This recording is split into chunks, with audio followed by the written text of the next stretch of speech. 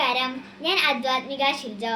എല്ലാവർക്കും മലയാളം എക്സ്പ്രസ് ന്യൂസിലെ പ്രഭാത വാർത്തകളിലേക്ക് സ്വാഗതം. ജൂലൈ 20 തിങ്കളാഴ്ച. സ്പെയിൻ ലോക ചാമ്പ്യന്മാർ. ആവേശകരമായ ലോകകപ്പ് ഫൈനലിൽ ഏകപക്ഷീയമായ ഒരു ഗോളിന് അർജന്റീനയെ തകർത്ത് സ്പെയിൻ രണ്ടാം ലോക കിരീടം ഉയർത്തി.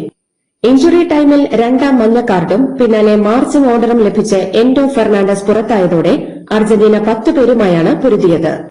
നിരന്തരം ആക്രമണങ്ങൾ നടത്തിയ സ്പെയിൻ 106 മിനിറ്റിലാണ് ഫെറാൻ ടോറസിലൂടെ വിജയഗോൾ നേടിയത്.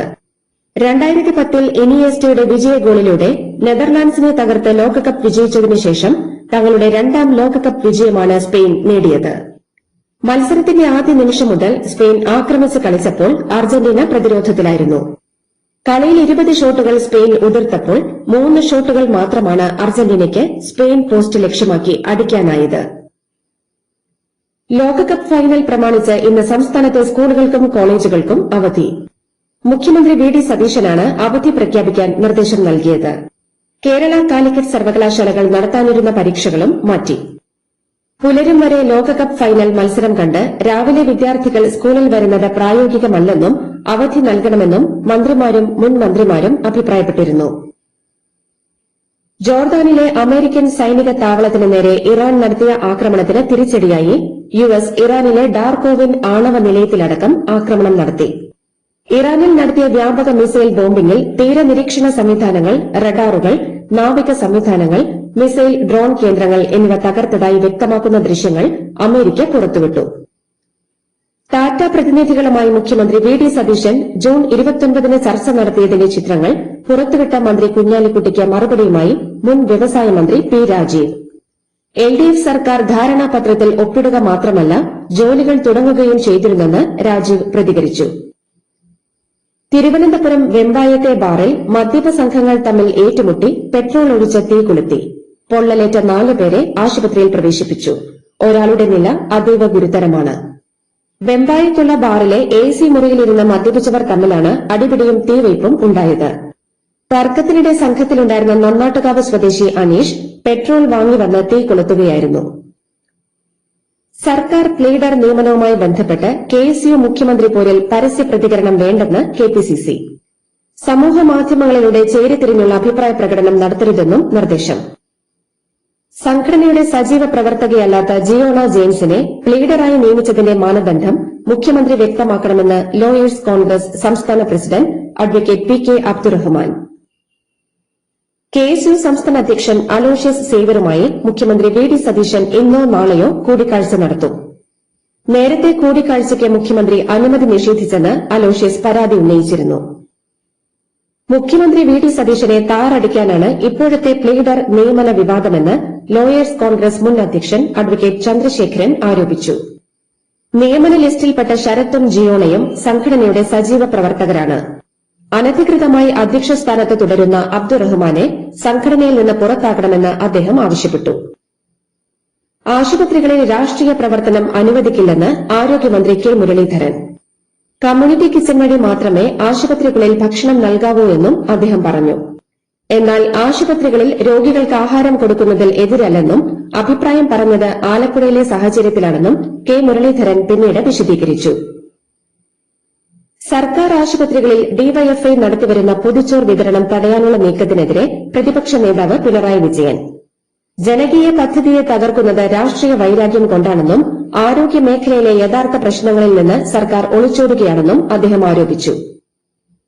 പൊതിച്ചോർ വിതരണവുമായി ബന്ധപ്പെട്ട് മന്ത്രി ഈഗോ ഒഴിവാക്കണമെന്ന് മുൻ മന്ത്രിയും സിപിഎം നേതാവുമായ advocate P. A. Muhammad Riyas. ആശുപത്രികളിലെ പൊതിച്ചോർ വിതരണത്തിൽ കെ. മുരളീധരന്റെ നിലപാടിനെതിരെ ബിജെപി നേതാവ് കെ. സുരേന്ദ്രനും പ്രതികരിച്ചു. പൊതിച്ചോർ വിതരണം തുടരുമെന്ന് ഡിവൈഎഫ്ഐ സംസ്ഥാന സെക്രട്ടറി വി. കെ. സനോജ്. തടസ്സപ്പെടുത്താൻ ഒരു മന്ത്രിക്കും കഴിയില്ലെന്നും പൊതിച്ചോറിൽ മന്ത്രി മണ്ണ് വാരിയിടുന്നുവെന്നും മന്ത്രിക്ക് ധിക്കാരത്തിന്റെ ഭാഷയാണെന്നും പൊതിച്ചോറിൽ ഡിവൈഎഫ്ഐ രാഷ്ട്രീയം കാണിച്ചിട്ടില്ലെന്നും വി. കെ. സനോജ് പറഞ്ഞു.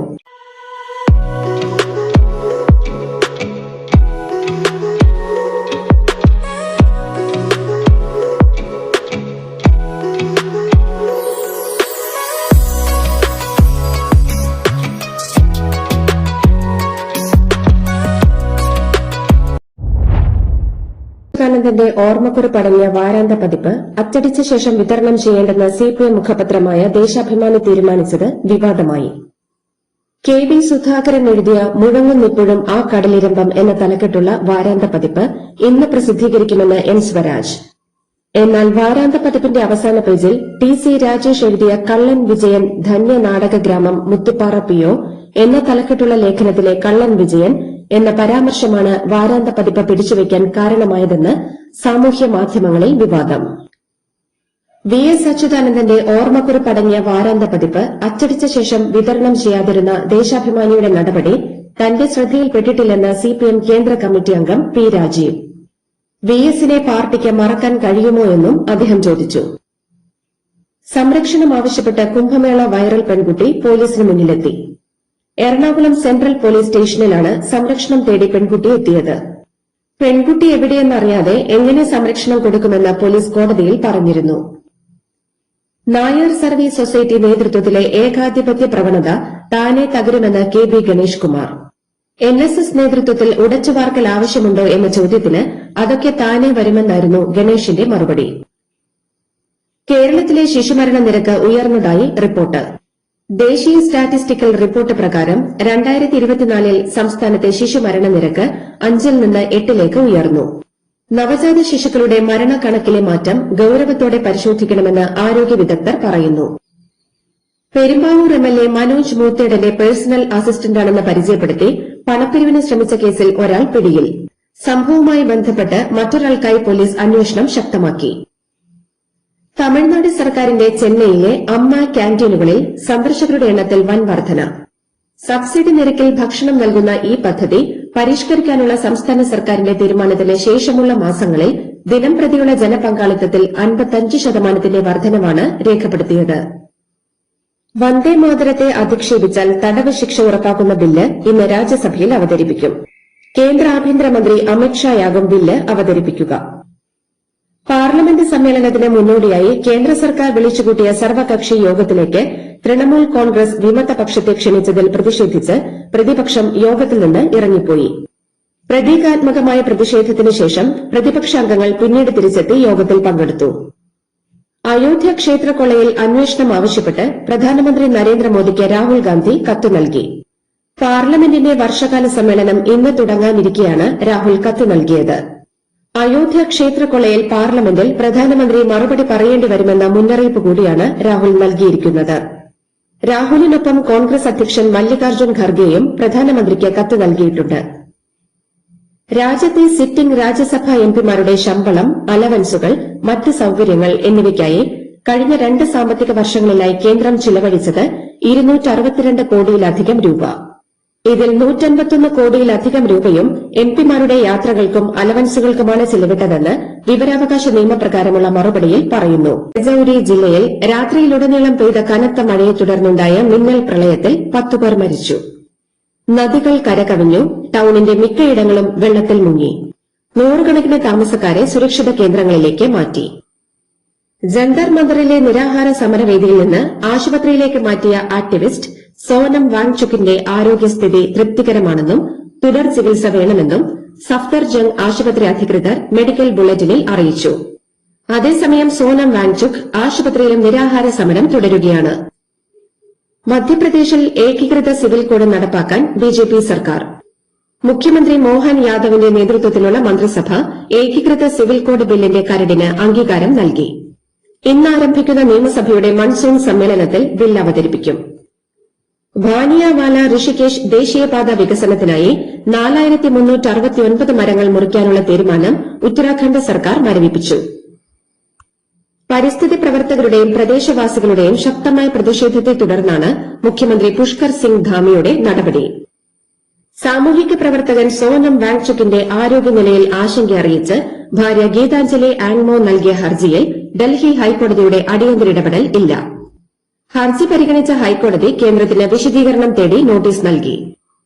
ന്യൂയോർക്ക് സന്ദർശനത്തിനിടെ ഇസ്രയേൽ പ്രധാനമന്ത്രി ബെഞ്ചമിൻ നെതന്യാഹുവിനെ അറസ്റ്റ് ചെയ്യാനുള്ള സാധ്യതകളെക്കുറിച്ച് നഗരത്തിലെ അധികൃതരുമായി ആലോചിക്കുന്നതായി New York city mayor Zohran Mamdani. United Nations General Assembly സമ്മേളനത്തിനാണ് നെതന്യാഹു നഗരത്തിൽ എത്തുന്നത്. കുവൈറ്റിലെ പ്രധാന വൈദ്യുതി കുടിവെള്ള ഉൽപാദന പ്ലാന്റിനു നേരെ 2 ദിവസത്തിനിടെ രണ്ടാം തവണയും ഇറാന്റെ ആക്രമണം. ആക്രമണത്തെ തുടർന്ന് പ്ലാന്റിൽ വീണ്ടും വൻ തീപിടുത്തം ഉണ്ടായി. ഇന്ത്യയ്ക്കെതിരായ ഏകദിന പരമ്പര ഇംഗ്ലണ്ടിന്. ലോർഡ്സിൽ 3-ാം ഏകദിനത്തിൽ 27 റൺസിന് ജയിച്ച ഇംഗ്ലണ്ട് പരമ്പര സ്വന്തമാക്കി. ടോസ് നേടി ബാറ്റിംഗ് തെരഞ്ഞെടുത്ത ഇംഗ്ലണ്ട് 388 റൺസിന്റെ കൂറ്റൻ വിജയ ലക്ഷ്യമാണ് മുന്നോട്ടുവച്ചത്. 135 പന്തിൽ നിന്ന് 141 റൺസെടുത്ത ബെൻ ഡക്കറ്റിന്റെ ഇന്നിംഗ്സാണ് കൂറ്റൻ സ്കോറിലേക്ക് നയിച്ചത്. മറുപടി ബാറ്റിംഗിൽ ഇന്ത്യയ്ക്ക് നിശ്ചിത ഓവറിൽ 360 റൺസെടുക്കാനേ സാധിച്ചുള്ളൂ. 110 പന്തിൽ നിന്ന് രോഹിത് ശർമ്മ 138 റൺസെടുത്തെങ്കിലും സഹതാരങ്ങൾക്ക് ടീമിനെ വിജയത്തിലേക്ക് നയിക്കാൻ സാധിച്ചില്ല. ശക്തമായ തിരിച്ചുവരവുമായി ഇന്ത്യൻ ബാഡ്മിന്റൺ ഇതിഹാസം PV. Sindhu. Japan open super 750 ടൂർണമെന്റിന്റെ ഫൈനലിൽ ജപ്പാന്റെ അകാനെ യമഗുച്ചിയെ തകർത്ത് സിന്ധു കിരീടം ചൂടി. നേരിട്ടുള്ള ഗെയിമുകൾക്കായിരുന്നു സിന്ധുവിന്റെ വിജയം. ഈ ജയത്തോടെ ജപ്പാൻ ഓപ്പണിൽ കിരീടം നേടുന്ന ആദ്യ ഇന്ത്യൻ താരമെന്ന റെക്കോർഡും സിന്ധു സ്വന്തമാക്കി. ലോകകപ്പ് ഫൈനൽ മത്സരം ആരംഭിക്കുന്നതിന് തൊട്ടുമുൻപ് മെറ്റ്ലൈഫ് സ്റ്റേഡിയത്തിൽ നാടകീയമായി എത്തിച്ചേർന്ന യുഎസ് പ്രസിഡന്റ് ഡൊണാൾഡ് ട്രംപ് ശ്രദ്ധാകേന്ദ്രമായി. ഔദ്യോഗിക ഹെലികോപ്റ്ററായ മറൈൻ വണ്ണിലാണ് അദ്ദേഹം എത്തിയത്. ഫിഫ പ്രസിഡന്റ് ജിയാനി ഇൻഫാന്റിനോയ്ക്കൊപ്പമാണ് ട്രംപ് കലാശ പോരാട്ടം കാണാൻ ഗ്യാലറിയിൽ ഇരുന്നത്. ലോകകപ്പ് ഫുട്ബോളിലെ താരമായി റോഡ്രിയെ തെരഞ്ഞെടുത്തു. സ്പെയിനിന്റെ കുതിപ്പിന് മധ്യനിരയിൽ കളിച്ച താരമാണ് റോഡ്രി. മികച്ച യുവതാരത്തിനുള്ള പുരസ്കാരം സ്പെയിനിന്റെ സെന്റർ ബാക്കായ പൌ കവ്വാർസി സ്വന്തമാക്കി. മികച്ച ഗോൾ കീപ്പർക്കുള്ള ഗോൾഡൻ ഗ്ലൌ നേടിയത് സ്പാനിഷ് ഗോൾവല കാത്ത ഉനായ് സിമോണാണ്. കൂടുതൽ ഗോൾ നേടിയ താരത്തിനുള്ള ഗോൾഡൻ ബൂട്ട് ഫ്രാൻസിനുവേണ്ടി 10 ഗോളുകൾ അടിച്ചുകൂട്ടിയ എംബപ്പെ സ്വന്തമാക്കി.